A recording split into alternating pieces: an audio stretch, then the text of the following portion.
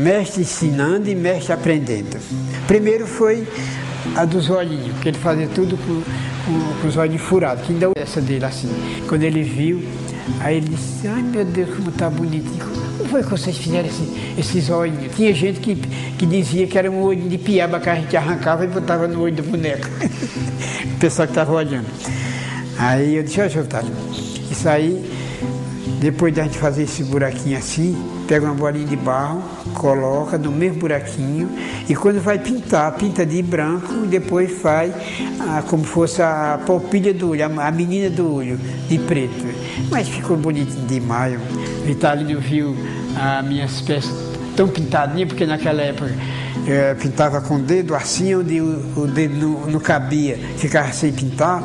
Aí eu pintei minhas peças e eles acabam tudo direitinho. Quando ele chegou, que ele viu, disse, Manuel Dorso, como foi que vocês pintaram essas peças tão bonitinhas assim, tão bem pintadas? A gente vinha da roça, tinha uns pés de pau lá, tudo com as varinhas, como a gente cortou, chamava até sacatinga a madeira. É uma madeira que ela tem um cheiro bem forte. A gente cortou, fizemos um isopezinho com algodão e pinta, foi o que mas como ficou bonitinho.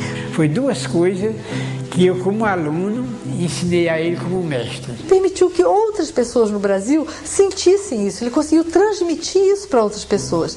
Então, um depoimento do Adalto Fernandes Lopes, um dos grandes artistas do Rio de Janeiro. Adalto, ele fazia modelagem de boizinho, queimava e fazia objetos, fazia carroça, fazia uma coisa ou outra, mas ele achava que aquilo não era trabalho, aquilo era uma diversão, que aquilo não tinha valor nenhum. Quando ele diz que ouviu uma entrevista com o mestre Vitalino no rádio, ele viu uma matéria com ele no jornal, ele leu e ele viu então o que mestre Vitalino fazia e a importância que aquele homem estava tendo. Então o exemplo de Vitalino fecunda e aí Adalto parte para se dedicar com mais intensidade a essa produção, que depois ele vai se transformar na coisa principal da sua vida, estimulado por mestre Vitalino. Então, se temos esse caso com o Adalto, quantos outros pelo Brasil não terão recebido esses ecos dessa fama, desse pensamento, desse acontecimento vitalino que os estimulou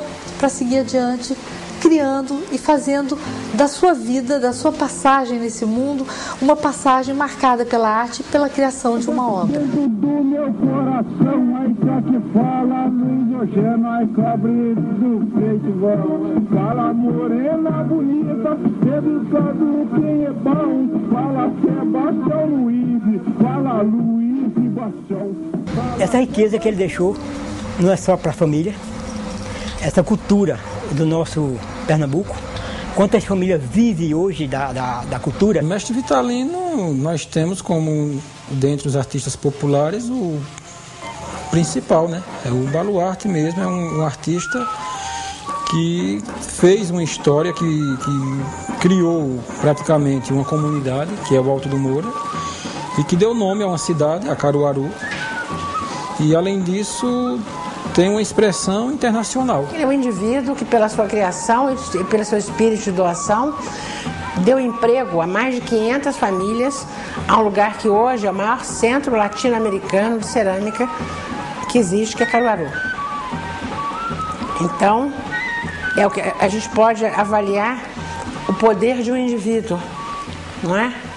Quando ele se desloca e atende a um chamado interior, para uma criação e para algo de maior.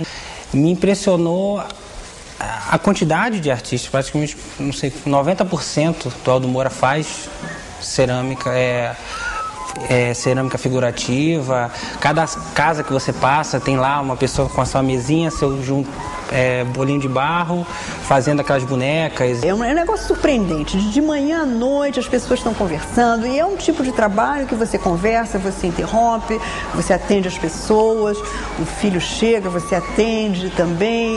É um lugar muito surpreendente. O Alto Moura é um vulcão. É um vulcão onde você foi explodindo artistas um atrás do outro, entende? É um vulcão de talentos. Até um disco voador deve ter posado lá. Vitalino não se distingue por nenhuma saliência de quanto matuto acorre a Feira de Caruaru.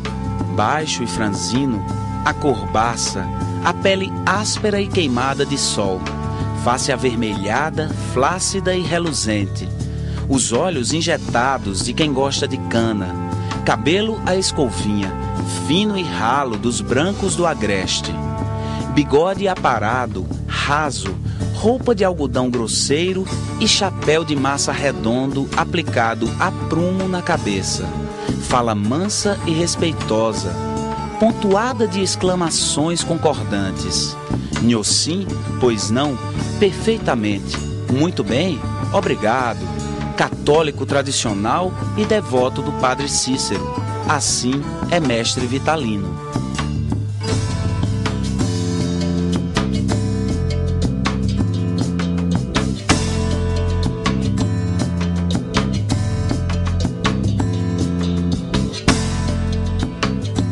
É um antropólogo, René Ribeiro, convidado pela Fundação Joaquim Nabuco, que vai escrever Vitalino, ceramista do Nordeste, que eu acho que é uma encomenda que ele recebe em 56 para o centenário de Caruaru, em 1957.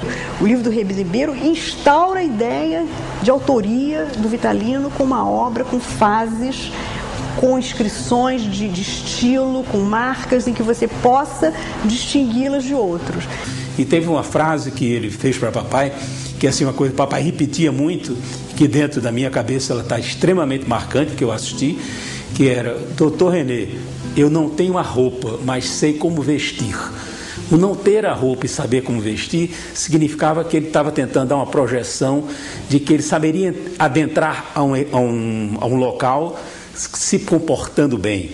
Ele sabia se comportar. Então, esse saber se comportar, esta elegância na humildade, talvez seja um dos traços mais marcantes para mim do mestre Vitalino. Meu pai foi uma pessoa tão humilde, não é porque é meu pai, que ele ia para a feira naquela, muita gente não tinha um banquinho para botar as suas peças na feira, chega um artesão novo, ele fazia um localzinho no banco e botava aquelas peças daquele artesão. Era uma pessoa tão popular, uma pessoa muito... Para mim era uma pessoa 100%. Vitalino, a gente nunca tivemos diferença por causa de negócio, porque tem gente que se vê uma pessoa vender bastante, tem inveja, fulano é quem vende, fulano é assim. Não, a gente era eu se fosse possível, eu queimava uma peça mais ele, eu queimava a peça dele, eu queimava a peça minha, eu, Zé Caboclo, a gente via no união. Eu acho que eu acho interessante em Vitalino é a personalidade harmoniosa dele, apesar das duras condições materiais de vida, morando naquele barraco com chão de terra, sem qualquer tipo de amenidade, né, nem de... E ele foi sempre um homem alegre, tocava na banda de pífanos, adorava encontrar com os amigos, eles se ensinavam as técnicas uns para os outros, que eles iam descobrindo, botar arame dentro dos bonecos para eles ficarem nas posições requeridas. Eles eram realmente uma comunidade de amigos, o que é uma coisa muito bonita e muito rara, né, no meio de artistas. Os depoimentos que eu tenho sobre Vitalino, eu não conheci pessoalmente, ele era uma grande figura humana, analfabeto. Não foi à toa que ele não assinava as peças. Quando pediram para que ele assinasse as peças, ele disse claramente: não dá para assinar que eu sou analfabeto, né? E aí inventaram o carimbo. O carimbo não foi uma ideia deles. Ele nunca ligou muito para essa questão de fama. As peças dele começavam a custar mais do que as dos outros na feira. Ele nunca largou de vender na feira, até a morte. E ele não ligava muito para isso. Meu pai não tinha ganância com poder, mas meu pai foi uma pessoa humilde, pobre, está aqui a casa mostrando quem foi a vida do mestre Vitalino, já construído em 1959. Mas ele não teve condições de rebocar a casa, fazer piso, melhorar umas portas, ter uns móveis, essas coisas assim. Dinheiro meu pai não teve de maneira alguma. Jacques falava era que o que encantou ele em Vitalino foi realmente a humildade diante da grandeza da obra dele. Ele tinha uma obra realmente muito especial, ele tinha uma produção intensa e mesmo assim ele tinha bastante humildade, ele lidava com essa produção com muita humildade, sem uma arrogância.